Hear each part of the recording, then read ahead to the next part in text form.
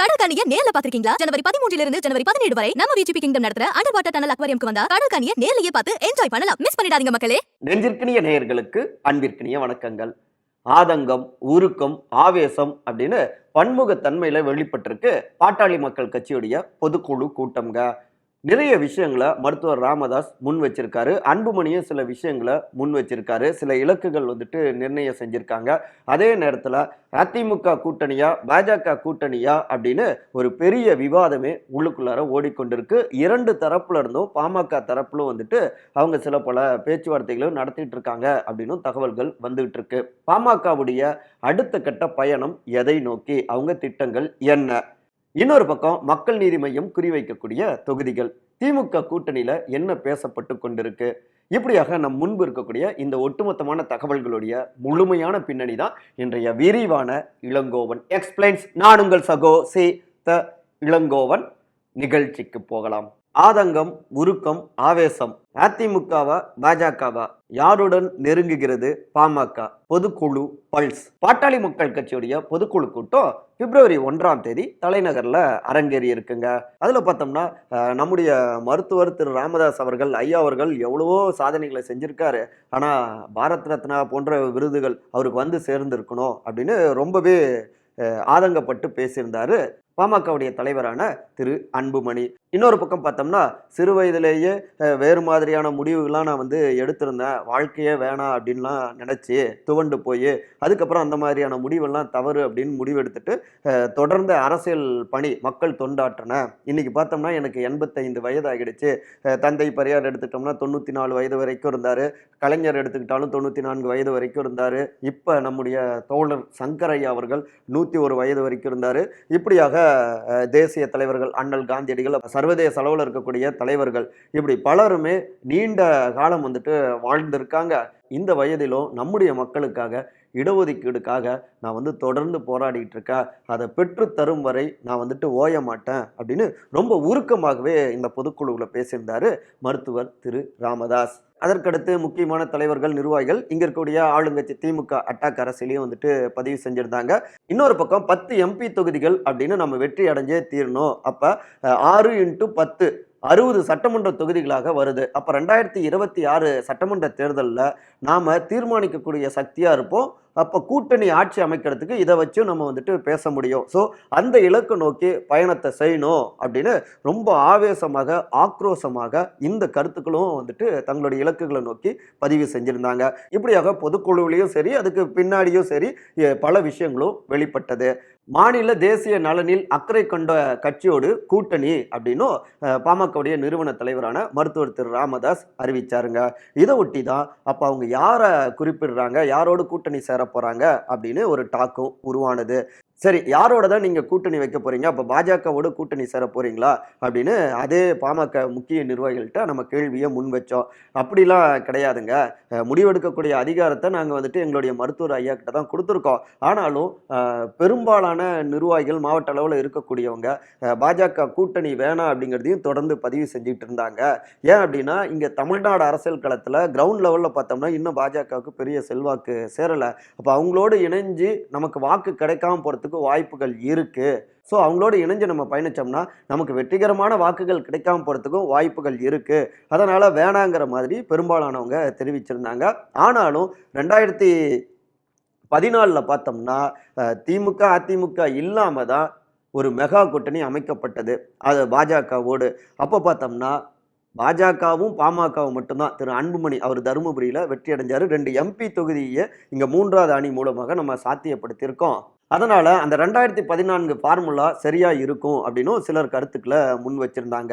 பாஜக பக்கம் போகலாம் அப்படிங்கிறதுல மேல்மட்ட தலைவர்கள் சிலரும் அந்த கூட்டணியில் போனோம்னா நம்ம இங்க ஸ்ட்ராங்காக திமுக அதிமுக அனைவரையும் அடிக்கலாம், அதன் மூலமாக 2026க்கு ஒரு ரிசர்வ் பண்ண மாதிரியே இருக்கும் அப்படின்னு பேசியிருந்தாங்க. இன்னொரு பக்கம் 2019 பாணியை நம்ம கையில் எடுத்துப்போம், அது நமக்கு 2021 நமக்கு கை கொடுத்தது. அதிமுகவோட கூட்டணி சேர்றப்ப நமக்கு ஒரு நல்ல வெற்றியும் கிடைக்கும்.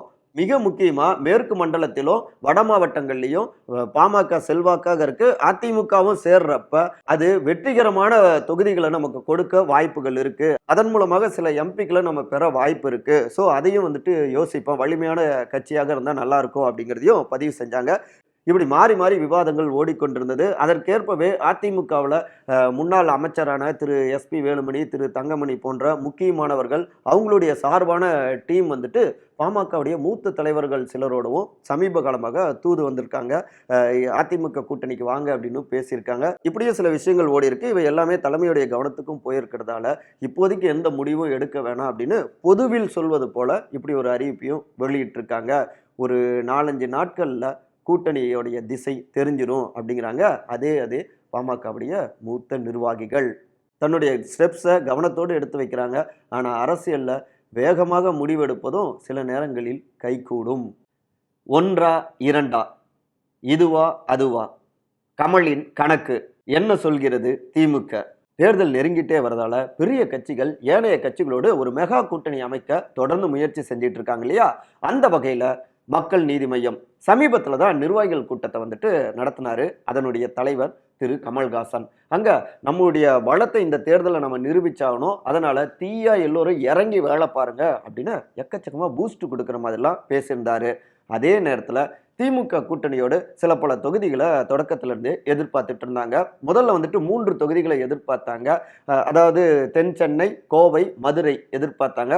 அதுக்கப்புறம் ஒரு 2 தொகுதிகளாவது கட்டாயங்களுக்கு வேணும் அப்படின்னு அவங்களுடைய தூதுக்குழுக்கள் மூலமாக தொடர்ந்து சொல்லி அனுப்பிட்டு இருந்தாங்க. தென் சென்னை, கோவை இந்த 2மே வேணும் அப்படின்ட்டு இருந்தாங்க.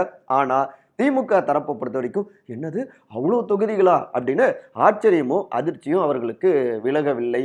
இன்னொரு பக்கம் காங்கிரஸோடு தான் கமல் அவர் வந்துட்டு ரொம்ப நெருக்கமாக இருக்கிறாரு. அதனால காங்கிரஸ் கட்சிக்கு கொடுக்கக்கூடிய தொகுதியிலேருந்து நீங்கள் கமலுக்கு பிரித்து கொடுத்துருங்க அப்படின்னு சொல்லலான்னு ஒரு சில கருத்துக்களை வந்துட்டு ஒரு சில சீனியர்கள் முன் வச்சிருக்காங்க. அப்புறம் ராஜ்யசபா சீட்டை கொடுக்கலாமே அப்படின்னு சிலர் தெரிவிக்கிறாங்க. இருந்தாலும் ஒரு தொகுதி கொடுத்தா போதும் அப்படின்னு ஏனைய சீனியர் தலைவர்கள் வந்துட்டு பகிர்ந்துட்டு இருக்காங்க. இப்படி நிறைய விஷயங்கள் ஓடிக்கொண்டிருக்கு. சரி, மறுபடியும் மக்கள் நீதி மையம் பக்கம் வருவோம். இங்க தென் சென்னை தேர்வு செய்யலாமா, கோவை தேர்வு செய்யலாமா, ஒரு தொகுதி கொடுத்தா அப்படின்னு ஒரு பெரிய விவாதமே ஓடிக்கொண்டிருக்கு. சிலர் வந்துட்டு தென் சென்னை தொகுதி வந்து சென்னையிலேயே இருக்கு, இங்க நமக்கு வந்துட்டு நிறைய ஆதரவும் இருக்கு, மக்கள் நீதி மையத்துக்கும் தனிப்பட்ட வகையில் கமல் சாருக்கும் நிறைய ஆதரவு இருக்கு, தலைநகரம் அப்படிங்கிறதால நம்ம பரப்புரையெல்லாம் செய்வதற்கும் ரொம்ப ஈஸியாகவும் இருக்கும், கூட்டணி கட்சியோடைய ஆதரவையும் ரொம்பவே இங்க திருப்பிடலாம் அப்படின்னு பேசுறாங்க. ஆனா இன்னொரு பக்கம் டிசம்பர் மாதத்துக்கு முன்னாடினா வேற நிலை. ஆனா டிசம்பர்ல அடிச்ச அந்த மழை அதுல பெரிய அளவுல தென் சென்னை பாதிக்கப்பட்டிருக்கு. அப்ப நமக்கு ஒரு நெகட்டிவ் இமேஜும் இருக்கும். இந்த நேரத்துல போயிட்டு நம்ம வாக்கு கேட்டோம்னா கூட்டணி சார்பாக அது நெகட்டிவான முடிவை கொடுக்க வாய்ப்பு இருக்கு அப்படின்னு சிலர் எச்சரிக்கை செய்யறாங்க. அதே நேரத்துல கோவை நாடாளுமன்ற தொகுதியை செலக்ட் பண்ணோம்னா ஏற்கனவே அங்க கோவையில சட்டமன்ற தேர்தலில் நம்ம களமாடி இருக்கோம், சொற்ப வாக்குகள்ல தான் வெற்றி வாய்ப்பை இழந்திருக்கோம். அதனால அங்க ஒரு நல்ல வரவேற்பு இருக்கு, மக்களோடு ஒரு நெருக்கமான கனெக்ட் இருக்கு. அப்புறம் கூட்டணி கட்சிகள் மார்க்சிஸ்ட் கம்யூனிஸ்ட் கட்சி இப்படி பலருடைய பலமும் அங்கே இருக்கு, தொழிற்சங்கங்கள் இருக்கு, மாற்று மொழி பேசக்கூடியவர்களும் அடர்த்தியாக அங்கே வாக்காளர்களாக இருக்காங்க. அப்புறம் அதிமுக பாஜக தனித்தனியாக களமாறனால 2 பேருமே அங்கே வந்து செல்வாக்கான கட்சிகளாக இருக்காங்க. அப்போ வாக்குகள் பிரியும். இன்னொரு பக்கம் அங்கே களமாடுகின்ற வேட்பாளரை அது வெற்றிகரமான வேட்பாளராகவும் மாற்றிவிடும். ஸோ நம்ம கோவையை தேர்வு செஞ்சால் சிறப்பாக இருக்கும் அப்படின்னும் சிலர் வந்துட்டு கருத்துக்களை முன்வைக்கிறாங்க. இப்படி ஒரு விவாதம் மக்கள் நீதி மையத்துக்குள்ளார ஓடிக்கொண்டிருக்குங்க. சரி, சட்டுப்புட்டுன்னு ஒரு முடிவுக்கு வாங்க அப்படின்னு இன்னும் சில குரல்களும் அங்கே கேட்டுக்கொண்டிருக்கு. ஆனாலும் நிர்வாகிகள் கூட்டம் ஆலோசனையும் அப்படியே வேகம் எடுத்துக்கிட்டு இருக்குங்க. பார்ப்போம் என்ன முடிவெடுக்கிறாங்கன்னு. நம்ம காணொலியோடைய நிறைய பகுதிக்கு வந்தாச்சுங்க. போட்டியும் பொறாமையும் நிறைந்த இந்த உலகத்துல நாம நேராக நடந்து செல்ல நமக்கு துணையாக இருப்பது கல்வி மட்டும்தான் அப்படின்னாரு பேரறிஞர் அண்ணா அவர்கள். எல்லா இடத்திலும் அந்த விழிப்புணர்வு கல்வி அவசியம், மக்களுக்கு நம்ம தெரிவிக்கிறோம். மற்றபடி இதே போன்ற அரசியல் சார்ந்த காணொலிகளுக்கான விகடன் டிவியை சப்ஸ்கிரைப் பண்ணுங்க. மறக்காம உங்களுடைய சிறந்த கருத்துக்களை கருத்துரை பகுதியில் வந்து பதிவு செய்யுங்க. அனைவரும் அன்பால் ஒருங்கிணைந்திருப்போம். நன்றி, வணக்கம்.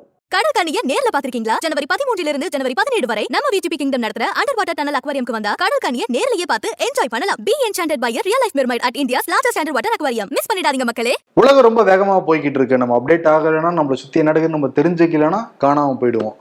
அரசியல், சினிமா, முதலீடு, ஆன்மீகம், விவசாயம் உள்ளிட்ட அனைத்தையும் விரல் நுனியில தெரிஞ்சுக்க விகடன் ஆப்பை டவுன்லோட் பண்ணுங்க. விகடன் டிஜிட்டல் இதழ்களை சப்ஸ்கிரைப் பண்ணுங்க. லிங்க் டிஸ்கிரிப்ஷன்ல இருக்கு. நன்றி.